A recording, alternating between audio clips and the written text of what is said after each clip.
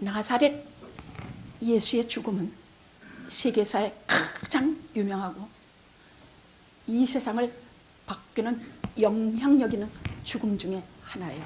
유일한 죽음이라도 과언이 아니에요. 그분의 죽음은 그냥 우리들이 시간이 다 돼서 죽는 것 전혀 아니에요. 하나님의 아들의 죽음이야. 죽을 수가 없는 하나님의 아들이 죽는 죽음이 그리스도의 십자가예요. 그럼 왜 거기서 왜라는 게 붙어야 돼요? 그럼 하나님의 아들이 죽을 수 없는 하나님이 왜 죽었나 할 때에 반드시 성경이 말씀하는 말을 귀를 기울이세요. 너희 죄를 위하여, 너희 대신하여 주홍빛 같은 그 모든 것을 가지고 있는 한 우리가 이 생을 다하면 가는 데가 꼭 두 군데예요. 하나는 영원하신 하나님의 나라예요. 하나는 시뻘건 불이 타고 있는 지옥밖에 없어요. 너희를 위하여, 여기에 들어간 것을 막기 위하여. 그분 아시니까. 우린 세상 살면서 보이지도 않고 믿어지지도 않고 느껴지지도 않으니까 살다가 좋은 데 가겠지. 좋은 데 어디? 좋은 데 어디? 살다가 우리가 가는 건 딱 두 개밖에 없을 때에 이리로 돌아가는 문은 하나님께서 정하신 것은 딱 하나밖에 없어. 십자가밖에 없어요. 이걸 붙들고 들어가는자, 이것을 믿는 자, 이것 외에는 천국에 들어갈 수 있는 사람이 없어요. 아무리 세상적으로 의롭고 뭐 잘났고 뭐 다 해도 십자가 붙들고 들어가지 않으면, 그리스도의 보혈이 없으면, 그 흘리신 피가 나를 깨끗게 하시는 대속이 없으면 나는 거기 못 들어가요. 천국은 거룩한 곳이에요. 천국은 하나님이 계시는 곳이에요.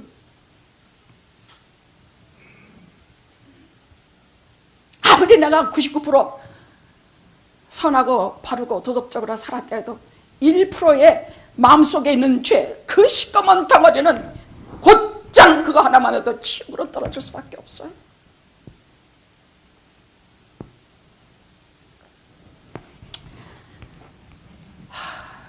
사복음서 얘기 말고 우선 마태복음 얘기만 할게요. 마태는 알려진 죄인이었어요. 남의 돈을 보통으로 떼먹는 불의한 인간이 아니었다고요. 매국노란 이름을 부르면서 세관원으로 딱 이렇게 중요한 길목에 앉아서 통행세 받아먹고 뭐 받아먹고 로마에다가 세금 바친다 하면서 4배 5배 뜯어먹고 자기 조국을 배반하고. 사람은 한 가지 나쁜 일을 하면요 4가지 5가지 10가지 나쁜 일을 얼마든지 해요. 그래서 제가 지금까지 여러 번 여러분에게 말씀하기를, 우리 거짓말하지 맙시다. 모든 잘못의 시작은 거짓말입니다. 거짓말 너무 자꾸 하면 그 다음엔 고담 또 나쁜 거, 고담 나쁜 것에 대해서 토가 듭니다. 그래서 그것부터 끊는 순간부터는 하나님에 대해서, 하나님 나라에 대해서, 정결에 대해서, 깨끗함에 대해서, 하나님의 은혜에 대해서 도가 트는 사람이 됩니다.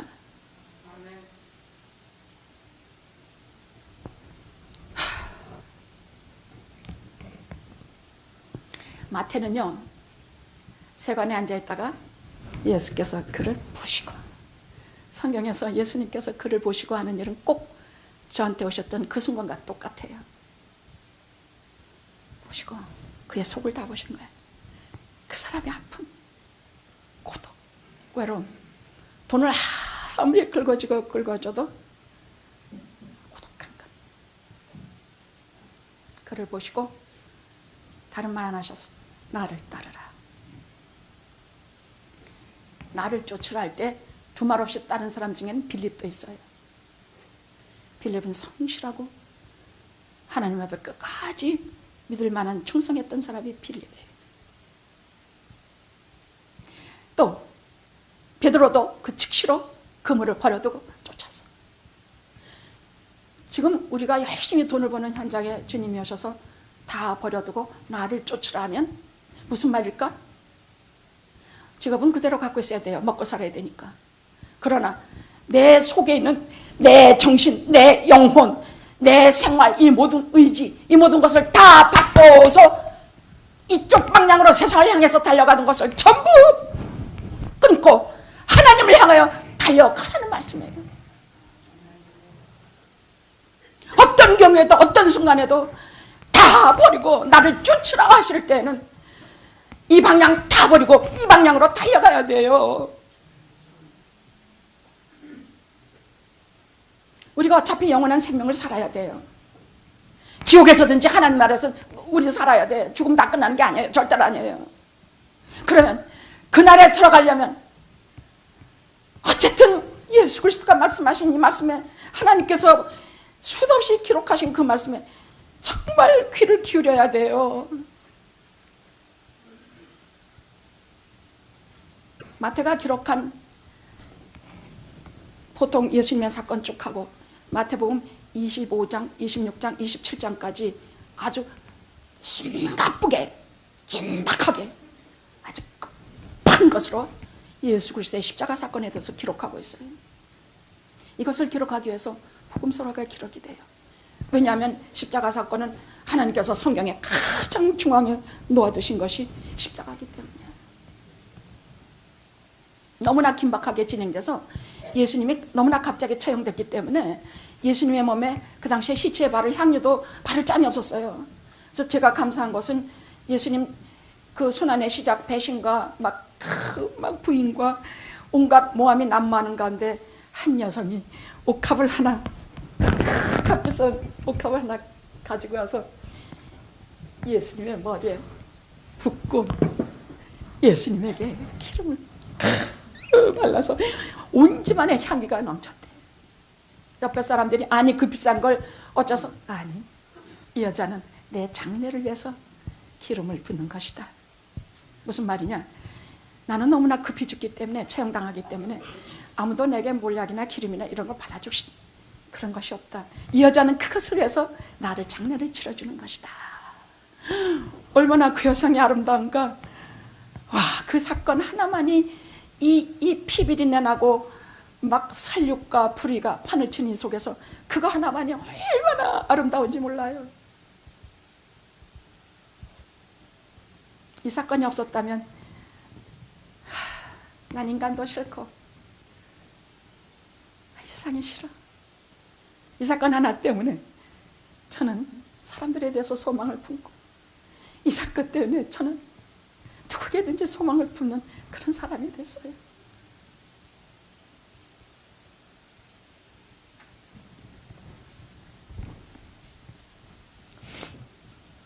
예수님의 마지막 만찬, 마지막 식사는 최후의 만찬이라고도 하죠. 오늘 본문 속에 자세히 기록이 되어 있어요. 이것을 하시고 그날 밤에 갑자기 체포당하셔서 밤중에 불의의 재판을 받고 곧바로 금요일 넘겨주셔서 아침 9시에 십자가에 저 갈보리, 한국말로는 해골이에요. 히브리 말로는 골고다예요. 갈보리 헬라어예요.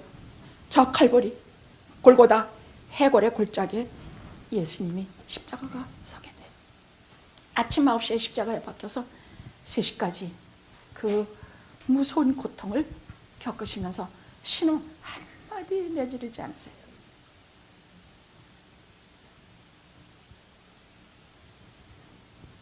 다만 7마디 말씀하세요. 제가 금요일, 성금요일 저녁 예배에 그 7마디 말씀을 피를 토하는 심정으로 전하려고 그래요. 행여나 적당히 내가 목마르다, 아버지여 저들 용서, 제가 행여나 이렇게 성의 없이 전하거든. 하나님 저를 이 자리에서 쫓아주소서.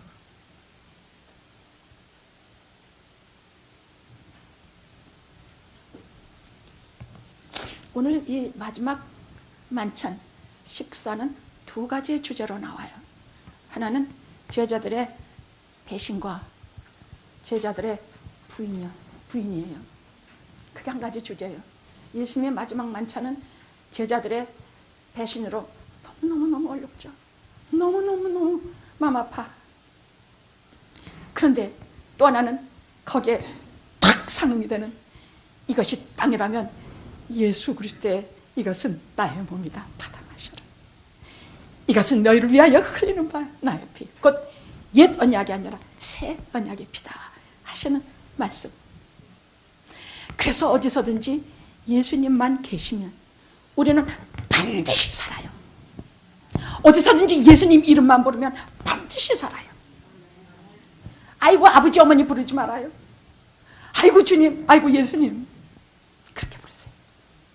그럼 반드시 살게 돼 있어요. 자, 우선 가룟 유다에 대해서 좀 얘기할게요. 이 사람은 회개를 맡았던 사람이라 그 예수님의 12제자 공동체 안에서는 상당히 신뢰를 받고 여기에서도 인정을 받는 사람이었어요. 머리가 빠르고 재간이 뛰어나서 이렇게 재무에 빠르고 돈 계산을 잘해요. 그런데 그 속을 뒤집어보면 성경에는 그가 도적이라고 돼 있어. 거기 돈꾀에서 돈을 많이 꺼내면 들키니까 조금씩 도둑질하는 도적이라고 돼 있어. 그러니까 겉과 속이 너무 다른 사람이라는 얘기예요. 근데 이 가룟 유다 얘기를 남의 얘기라고 듣지 말아요. 그러면 가룟 유다의 죽음도, 가룟 유다의 그 배신도 실감이 안 나요. 내가 혹시 남의 것을 괜히 가져온 적이 있는가? 내가 남의 물건을 떼먹은 적이 있는가? 내가 그렇지 않은가? 한번 뒤돌아보면서 가룟 유다의 입장에 서서 한번 예수님을 바라봐야 돼요. 그래야 구원이 있기 때문이야. 가룟 유다의 눈으로 주님을 바라봐야 구원이 있어. 그 사람같이 그렇게 죽으면 안 된다는 걸 깨닫게 돼요. 그런데 사업을 하든지 연애를 하든지 정치를 하든지 속임수를 쓰는 것은 참으로 추한 일이에요. 아주 추해. 그런데 거기다 하나 더해서 배신을 하는 것은 이건 급이 달라요. 배신이라는 것은 그 속에 아주 끔찍한 뭐가 있는 것이에요. 배신은 그 사람을, 그 생명을 아주 땅바닥에 짓이겨 죽이는 것과 거의 같은 수준의 필살에 부심가 있는 것이에요. 복음서에서 가장 어둡고 난해한, 이해할 수 없는 인물이 가롯 유다예요. 가롯이라는 건 지방 이름이고, 이스라엘 사람, 유대 사람들은 성이 없고 그냥 베드로, 유다, 안드레. 그래서 갈기에서 유다가 너무 많았는데 유다를 구분하기 위해서 가롯 지방에 사는 가롯 유다, 뭐 어디에 사는 누구 유다, 시몬의 아들 누구, 이렇게 성경은 기록하고 있거든요. 그래서 가롯 지방에 사는 유다라는 말이에요.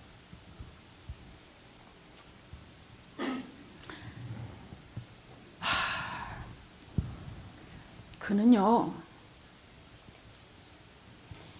예수님께서 3년간 같이 살 때 예수님이 어떠한 사랑으로 병자들과 죄인들과 아픈 자들을 사랑하고 고치시고 돌보셨는지 눈으로 다 본 사람이에요. 안 봤으면 제가 말 안 해요.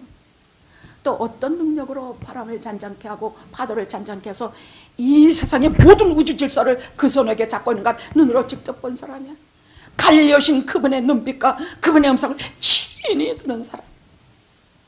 성전에서 비둘파고 뭐하고 장사하는 것을 다 두드려서 때려볼 때 뒤에서 신나서 그것을 다 바라본 사람. 그러면 왜 예수님을 배신했을까? 왜 예수님을 배신하고 저들에게 쫓아가서, 유대인 지도자들에게 쫓아가서 예수님을 은삼신양에 팔아먹었을까? 돈 욕심 무슨 상관없어요. 저는 상관 안 해요. 보고 싶지도 않고 듣고 싶지도 않아. 그 껌껌한 우물속 같은데 난 들여다보고 싶지도 않아. 그냥 악이란 것은 그만큼 위험하고 그만큼 깊은 것이고 그만큼 인간이 감당할 수가 없는 것이 악이라는 얘기예요. 왜냐하면 그에게 사탄이 들어갔다고 얘기했거든. 악이 들어갔다고 말했기 때문에 그는 주님을 팔아먹는 일까지 했던 것이. 그래서 주님께서 우리에게 가르쳐 주신 기도문에는 시험에 들지 말게 하시며 다만 악에서 구하옵소서, 배신까지 가는 정도로 해서는 안 된다는 말씀이 이 기도를 가르쳐 주신 이유예요.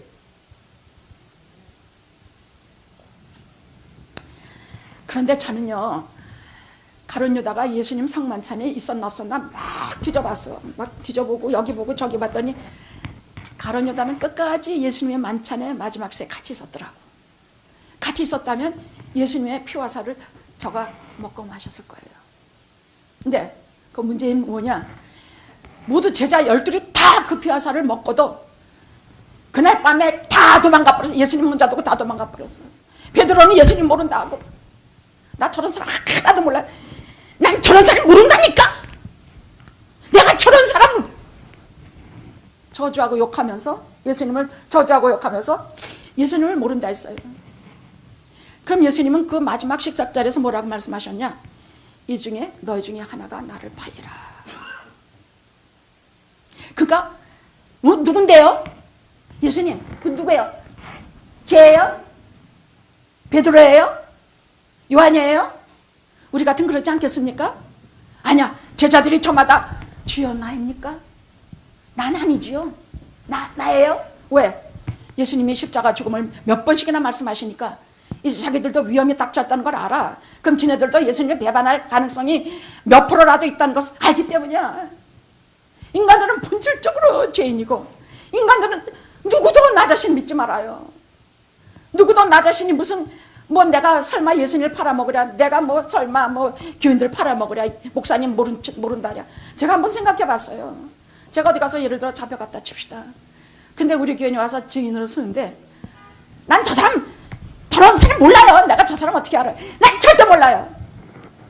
그럼 제가 어떻게 할까요? 그래서 저기 생각해 봤어요. 아마 고개 숙이고 그냥 인생을 체면했을지 몰라. 그냥 체념했을 것이야. 그래, 인생이 그렇지 뭐. 아유, 그렇다. 그러고 하셨으면 그 사람 안 쳐다보고 싶었을 것이야. 근데 우리 예수님은 어떻게? 내가 닭 울기 전에 나를 3번 부인하리라. 근데 성경에 닭이 딱 오는데 누가복음에 보면은 예수님의 눈빛이 계속 베드로에게 사랑과 용서와 따뜻함과 포용과 영원히 그를 사랑하는 그 눈으로 베드로를 보고 있었다 그랬어. 그럼 제가 베드로였다고 칩시다. 그 닭이 울 때 여러분, 팔레스타인에 그 아침에 울었던 닭이 한두 마리였겠습니까? 수도 없이 계속적으로 꼬끼야 꼬끼야 꼬끼야, 평생 그 팔레스타인의 아침에 꼬끼 소리를 들을 때마다 베드로가 어땠겠습니까? 그날 나가서 펑펑 울고, 제가 회개하는 날까지 펑펑 울고, 가룟 유다는 후회는 했지만 이 펑펑 우는 회개가 없어서 자살하고 말았어. 왜? 후회라는 것은 분노와 자기 파괴로 이어지지만 회개는 내가 다시 돌아갈 것, 하나님께로 돌아가는 눈물이기 때문에 펑펑 울고, 이제부터 펑펑 울고 주님의 눈빛과 딱 부딪힌 이후, 나중에 부활하신 갈릴리 바닷가에서 주님을 만나신 이후, 이제 베드로에게는 그런 열등의식, 그런 자기 참소 다 없어졌어. 팔레스타인의 닭이 수도 없이 꺾여 평생을 들어도 은혜로 그 아침을 맞이하고, 은혜로 주님을 향해서 걸어가고, 은혜로 혹은날 주님을 향하여 걸어갔기 때문에. 왜? 그 십자가를 봤기 때문에. 십자가에 달리신 예수를 보고 저분이 왜 저러고 달리셨지? 내가 주님 모른다 부인한 것 때문이지. 내가 내 마음대로 하나님 없이 살았기 때문이지. 내가 남 마음 아프게 한 것 때문이지. 그렇게 하고 보혈에 의지하고 주님의 십자가에 의지하고 다시는 울지 않았어요.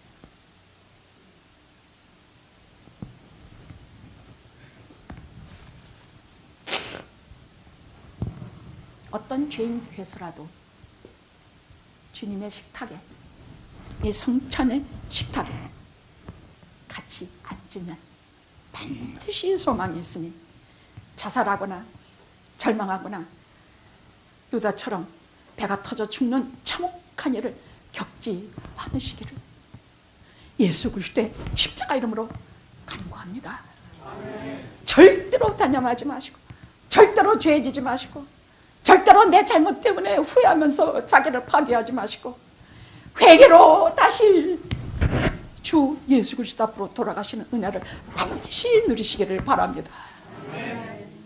이 말씀을 듣고도 계속 자기를 학대하고 내가 이렇게 했지 저렇게 했지 내가 배반했지 내가 배신했지 어쨌지 하고 계속 자기를 들들 볶으면 그는 예수 믿는 사람이 아닙니다.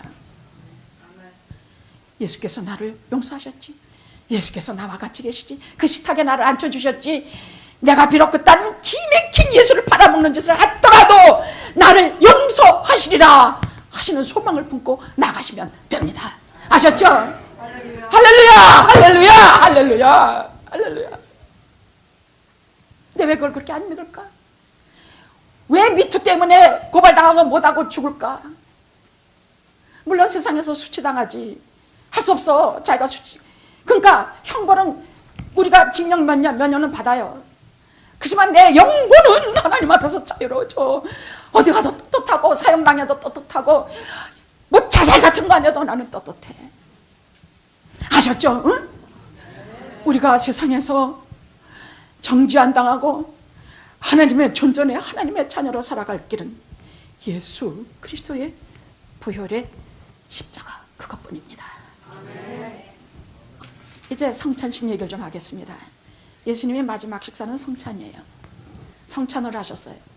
근데 그것은 6월절 식사였어요.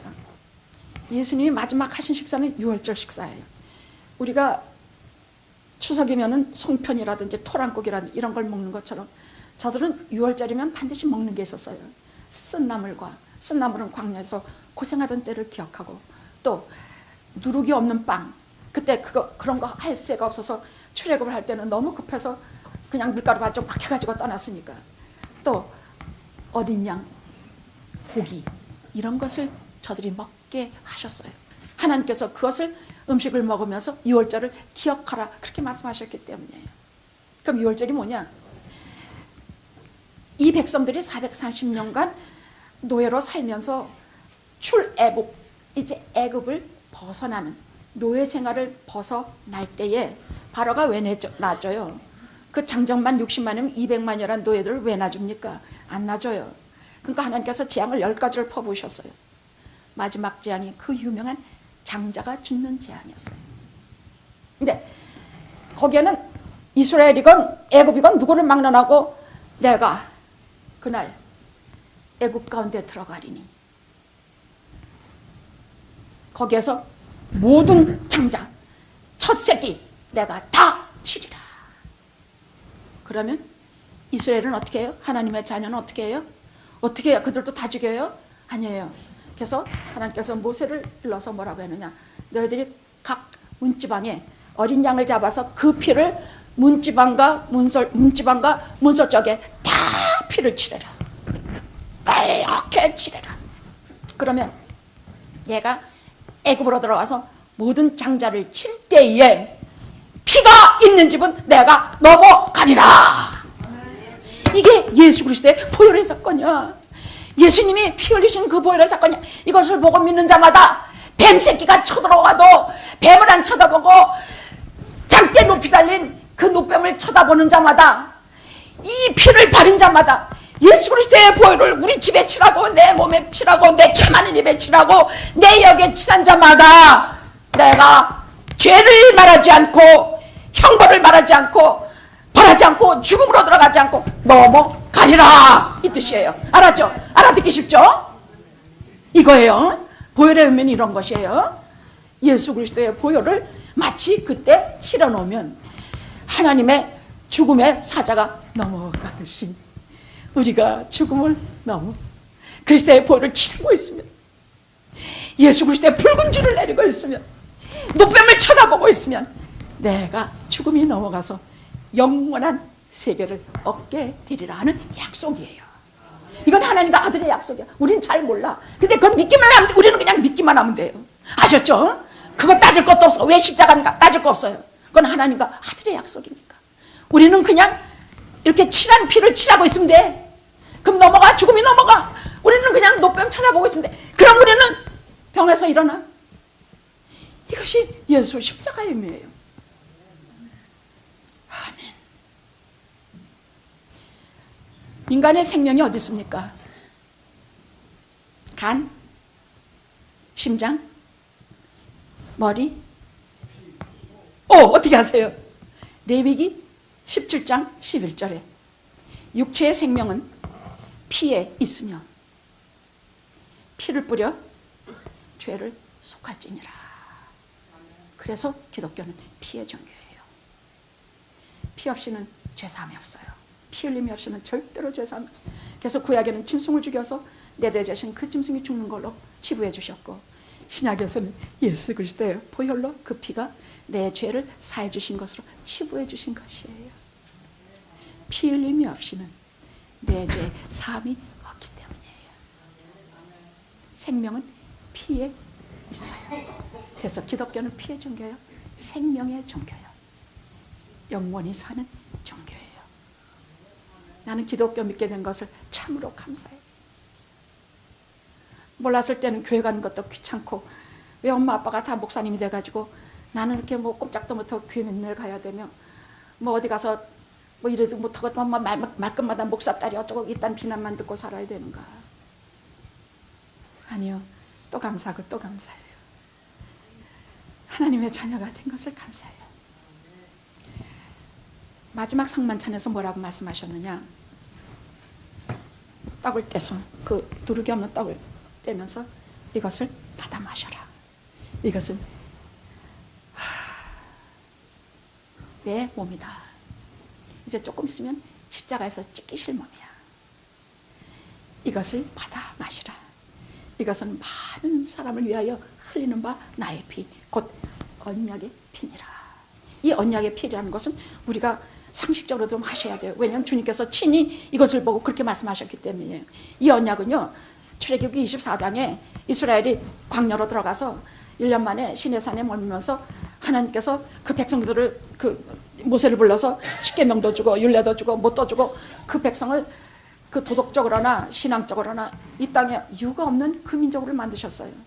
그때 모든 모세가 그 율법을 받고 그 백성을 다 시내산으로 불러서 소를 잡아가지고 제단에다 뿌리고 화목제로 뿌리고 그 피의 반은 제단에 확 뿌리고 피의 반은 백성들에게 뿌리면서 하나님과 피로 맺은 언약을 한 것이 그때 구약이에요. 그 무슨 약이냐? 저희가 이제는 하나님의 모든 율례와 모든 하나님의 말씀을 잘 수정하겠나이다 하는 피로 맺은 언약이에요. 그럼 이제 예수 그리스도의 피로, 이제 이 피로, 이건 언약의 피라고 하신 말씀은 구약은 이제 지나갔어. 이제는 나는 새로운 하나님의 어린 양으로, 이제 나는 단번에 드리는 짐승의 피가 아니라 하나님 아들의 피를 드림으로 해서 이것을 믿는 자에게마다 하나님께서 이 피로 언약을 해주셨는데, 이 피를 믿는 자마다 죽지 않고 영생으로 구원 얻어 영생으로 들어가게 하는 언약의, 새로운 언약의 피라는 말씀입니다. 이것은 너희를 위하여, 많은 사람을 위하여 흘리는 바 나의 피, 곧 언약의 피, 구약의 피가 아니라 이제 예수 그리스도의 피, 새로운 피, 영원한 생명으로 들어간 피니라 하는 약속이라는 뜻이에요. 이게 그 말씀이에요. 그 말씀이에요. 할렐루야, 할렐루야. 그래서 기독교는요, 모든 것이 말씀으로 되어 있는데 딱 두 가지만 눈에 보이는 행동으로 하는 것으로 되어 있어요.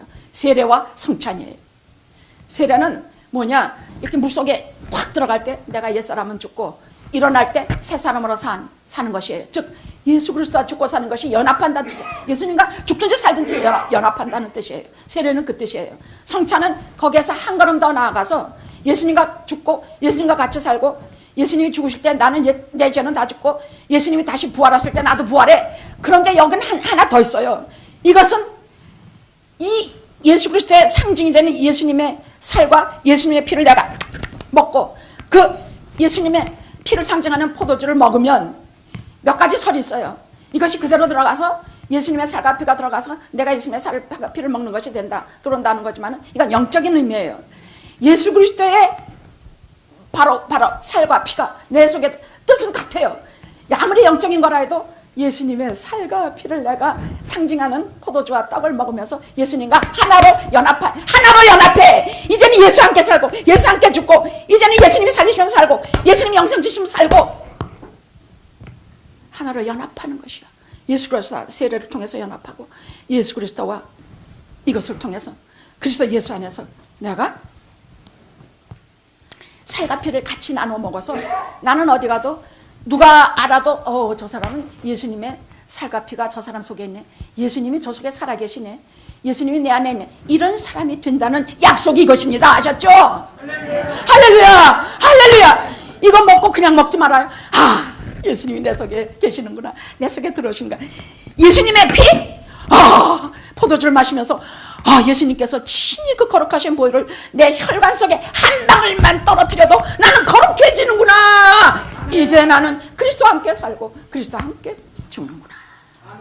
영원히 사는구나. 예수님이 하나님 나라에서 새 포도주 우리와 함께 마실 때까지 저는 이 세상 살면서 항상 두 가지를 도전받고 두 가지를 통해서 겸손해지며 두 가지를 통해서 회개하는 자리에 설 작정입니다. 하나는 성찬식이요, 하나는 닭의 울음소리입니다. 아시겠죠? 하나는 성찬이고 하나는 닭의 울음소리입니다. 닭의 울음소리를 들을 때마다 그냥 듣지 않고 내가 얼마나 연약하고 내가 얼마나 주님을 배신하며 내가 얼마나 주님 이름으로 거짓말을 수도 없이 했는가, 그것에 대해서 아파하며 십자가 붙들 것도 살겠습니다. 기도하시겠습니다.